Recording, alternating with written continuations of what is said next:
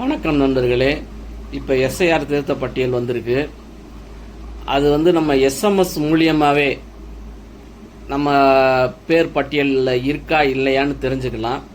அதுக்கு நீங்கள் செய்ய வேண்டியது உங்கள் ஃபோனில் இசிஐ அப்படின்னு போட்டு ஸ்பேஸ் விட்டு உங்கள் ஓட்டர் ஐடி நம்பரு அதை போட்டு அதுக்கப்புறம் 1950 அதாவது 1950 அப்படின்ற நம்பருக்கு எஸ்எம்எஸ் அனுப்புங்க.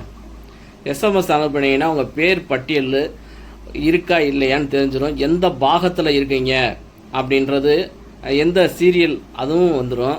இதை பார்த்துக்கலாம்.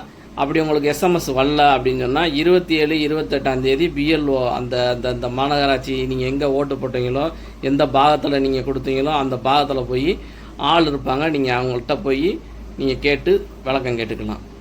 நாம் விரைந்து சென்று நமது வாக்குரிமையை பெறுவோம். நன்றி, வணக்கம்.